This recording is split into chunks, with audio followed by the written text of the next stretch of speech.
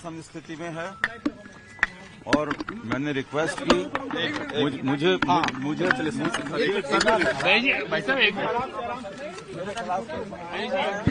मैंने कोई गड़बड़ी नहीं करी, मैंने किसी से पैसा नहीं लिया।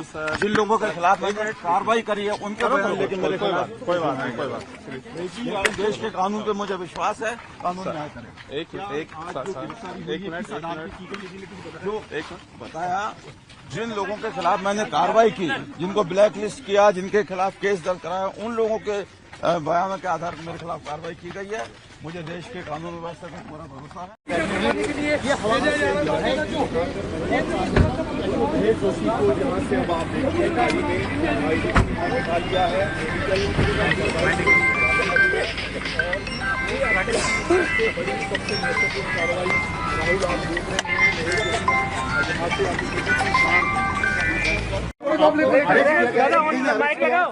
मेरी पत्नी मरणासन स्थिति में है और मैंने रिक्वेस्ट की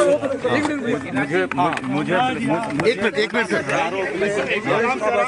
मेरे खिलाफ केस बनाया गया है। मैंने कोई गड़बड़ी नहीं करी, मैंने किसी से पैसा नहीं लिया। जिन लोगों के खिलाफ कार्रवाई करी है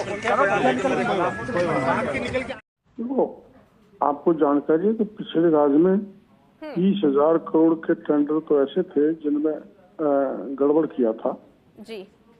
और जो फाइनेंस कमेटी होती है, वो फाइनेंस कमेटी के चेयरमैन थे अग्रवाल साहब, उन्होंने और उस पर अप्रूवल माननीय मंत्री जी ने दी थी।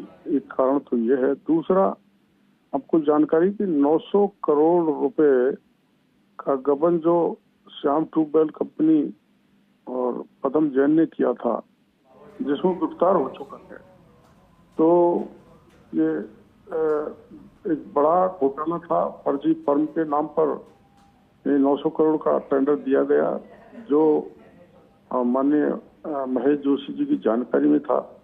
तो सीधे परोक्ष रूप से माननीय मंत्री जी इन्वॉल्व थे। तो ईडी ने कार्रवाई शायद देरी से की हो, लेकिन एक असली मुलजिम को पकड़ लिया। जो जांच सही जांच होगी वो सांच होगी। मंत्री रहते हुए कैसे जांच होगी? वो कैबिनेट मंत्री है, प्रभावित करेंगे, लोग आरोप लगा रहे हैं। हो गई ना, मुलजिम बन गया ना गजेंद्र सिंह, गिरफ्तार भी हो जाएगा भैया। तो महेश जोशी भी गिरफ्तार होंगे क्या? अगर वो मुलजिम पाए गए तो 101% होंगे, लेकिन ये मैं आज नहीं कह सकता वो मुलजिम है। किसी का नाम सर, आप बड़ी बात कह रहे हो, गजेंद्र सिंह गिरफ्तार किए जाएंगे? क्यों नहीं किए जाएंगे? जब हमारी पुलिस एसओजी ये कह रही है कि वो मुलजिम है, तो वो 101% गिरफ्तार होना ही चाहिए इसमें। नमस्कार दोस्तों, इस वीडियो में आपका हार्दिक स्वागत है। मैं हूं पत्रकार योगेंद्र योगी। दोस्तों, एक कहावत है कि देर से आए तो दुरुस्त आए, लेकिन यहाँ एक मामले में उल्टा हो रहा है। देर से भी आए और दुरुस्त भी नहीं आए। जी हाँ, मैं बात कर रहा हूँ राजस्थान में एक बहुत बड़े भ्रष्टाचार के कांड की। भ्रष्टाचार के कांड की आप सब जानते हैं, जो मामला चल रहा है और जो आज सुर्खियों में भी रहा है कि पूर्व जलदाय मंत्री महेश जोशी को एनफोर्समेंट डायरेक्टरेट ने, यानी कि ईडी प्रवर्तन निदेशालय ने जल जीवन मिशन के 900 करोड़ के घोटाले के आरोप में गिरफ्तार कर लिया। तो महेश जोशी की इसमें गिरफ्तारी हो चुकी है। ईडी ने पहले उनको पूछताछ के लिए बुलाया था। बुलाने के बाद उनको लंबी पूछताछ के बाद ईडी के अधिकारियों ने जयपुर में उनको गिरफ्तार कर लिया। इसके बाद गिरफ्तारी जब शो हो गई, मतलब कागजों में रिकॉर्ड में आ गई, उसके बाद उनको न्यायालय में पेश किया गया और न्यायालय ने उनको 4 दिन का रिमांड सौंपा है। तो ये जल जीवन मिशन का जो मामला है, जो मैं कहावत आपको बता रहा था कि देर से भी आए और दुरुस्त भी नहीं आए, बात यह कि नेताओं पर कार्रवाई करना जरा ज्यादा आसान है, क्योंकि नेता जो है वो निशाने पर रहते हैं, वो सार्वजनिक जीवन में रहते हैं। उनको लपेटना, उनकी धुलाई करना आसान है, क्योंकि नेताओं का मामला सीधा सीधा राजनीतिक और सत्ताधारी या विपक्षी दलों से जुड़ा होता है। तो उनको बदनाम करके या उनको गिरफ्तार करके उनके मामले में सही या गलत जो भी सबूत पेश करके सत्ता के रास्ते आसान हो जाते हैं, क्योंकि जो भी दल होता है, सत्तारूढ़ दल होता है, उसके लिए विपक्षी दलों को घेरे में लेना आसान हो जाता है। जैसा कि महेश जोशी के मामले में हुआ भी है कि करप्शन का चार्ज लगा हुआ है। तो निश्चित तौर पर भारतीय जनता पार्टी की भजनलाल सरकार इस मामले को जोर शोर से अभी भी उठाएगी और चुनाव के मौके पर भी इसका जबरदस्त प्रचार प्रसार करने से पीछे नहीं हटेगी। कारण यह है कि ये मामला सीधा सीधा राजनीतिक दल से जुड़ा हुआ है और सत्ता से जुड़ा हुआ है, लेकिन इसके पर्दे के पीछे की कहानी दोस्तों बिल्कुल अलग है।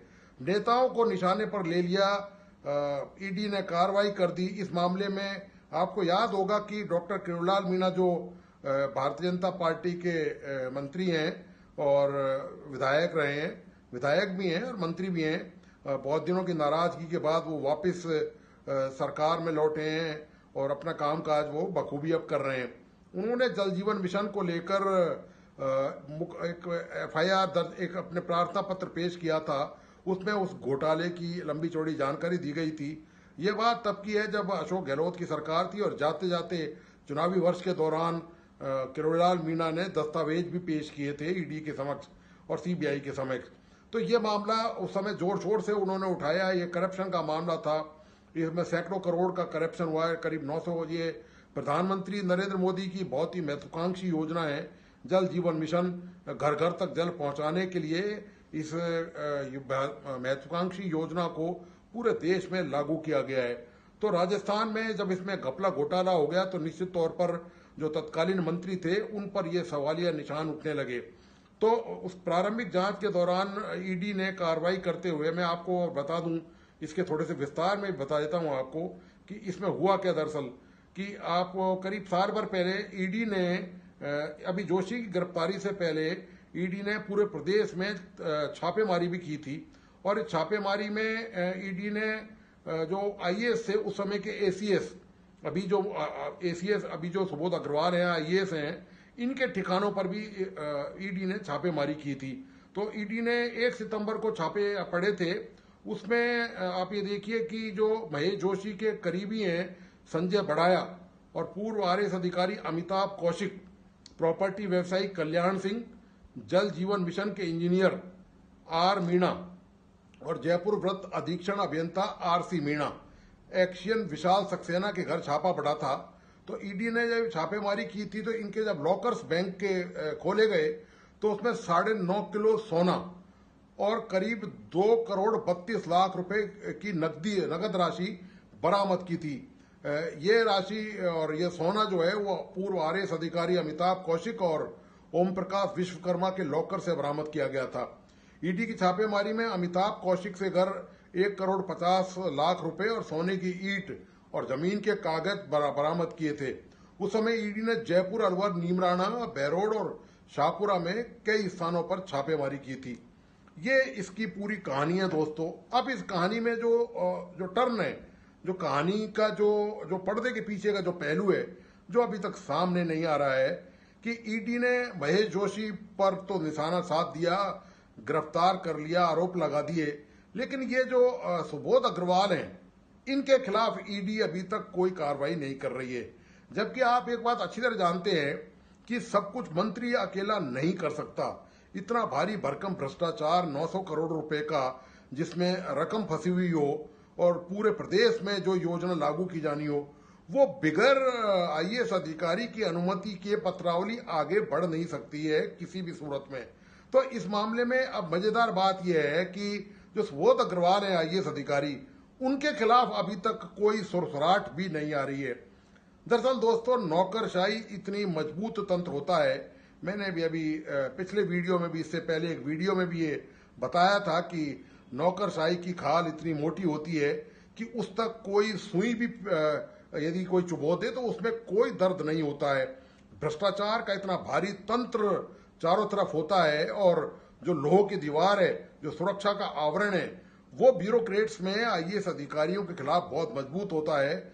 और जब भी कभी ऐसा होता है कि कोई IAS कोई कहीं फंस जाता है ऐसे प्रकरण में, भ्रष्टाचार के मामले में, तो पूरी IAS की लॉबी उसको बचाने के लिए दिन रात एक कर देती है। लगता यही है कि जो सुबोध अग्रवाल का जो मामला है, इनको बचाने के लिए भी पूरी IAS लॉबी लगी हुई है। यही वजह है कि अब तक इस मामले में महेश जोशी की गिरफ्तार होना तो ये चाहिए था कि महेश जोशी की गिरफ्तारी से पहले IAS अधिकारी अग्रवाल के खिलाफ जोरदार कार्रवाई होनी चाहिए थी और एक संदेश पूरे प्रदेश में, पूरे देश में जाता कि मौजूदा सरकार, भजनलाल की सरकार किसी को भ्रष्टाचार के मामले में बख्शेगी नहीं। जैसा कि आप जानते हैं कि सर्वविदित है, जिस तरह प्रधानमंत्री नरेंद्र मोदी ने चुनाव के दौरान जो प्रचार प्रसार किया था और ये कहा था कि एक एक पाई का हिसाब लिया जाएगा और किसी भी भ्रष्टाचारी को बख्शा नहीं जाएगा। लेकिन दोस्तों, आईएएस पर इतना हाथ रखना इतना आसान नहीं है, बहुत टेढ़ी खीर है। और बावजूद इसके कि पर्याप्त सबूत निश्चित तौर पर ईडी के पास होंगे, क्योंकि कोई भी पत्रावली या कोई भी कागज या कोई भी टेंडर बिना आईएएस अधिकारी की स्वीकृति के जारी नहीं हो सकता। इन टेंडरों में जो फर्जीवाड़ा हुआ है जलदाय मिशन को लेकर, निश्चित तौर पर इसमें वरिष्ठ आईएएस अधिकारी, आरएएस अधिकारी जो दूसरे उस समय और भी मौजूद होंगे, वो सब इस पूरे घोटाले घपले में फंसे हुए हैं। लेकिन वही बात है, सबसे बड़ी बात दोस्तों, कि मछली तो पकड़ ली गई है, लेकिन बड़े जो मगरमच्छ हैं भ्रष्टाचार के, उन तक हाथ डालना, क्या ईडी, क्या सीबीआई या क्या एंटी करप्शन ब्यूरो, क्या इनमें इतना मादा है कि वो उन तक हाथ डाल सकें? दोस्तों, दूध का दूध और पानी का पानी, यानी कि न्याय तो तभी होगा जब सच्चाई सामने लाई जाए और ये बताया जाए कि ये हैं असली अभियुक्त जिन्होंने ये जल जीवन मिशन में भारी भरकम घोटाला किया है, रकम हड़पी है।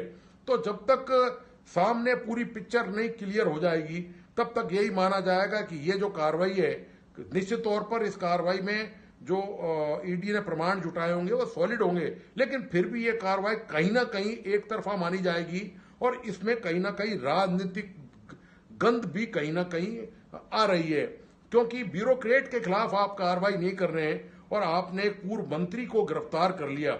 सवाल इस बात का है कि ओपनली खुलेआम सीबीआई या ईडी को ये बताना चाहिए कि इसमें कौन कौन शामिल है और उनके खिलाफ वो क्या क्या कार्रवाई करने जा रहे हैं। भ्रष्टाचार के मामले में जीरो टॉलरेंस की बात करने वाली भजनलाल सरकार हो या केंद्र की मोदी सरकार हो, वो अपने दावे और वादों पर तभी खरी उतर पाएगी जब वो एक भी शख्स हो, चाहे वो छोटा कार्मिक हो या वो आरएएस अधिकारी हो या वो आईएएस अधिकारी हो, तब तक वो शिकंजे में नहीं आएंगे।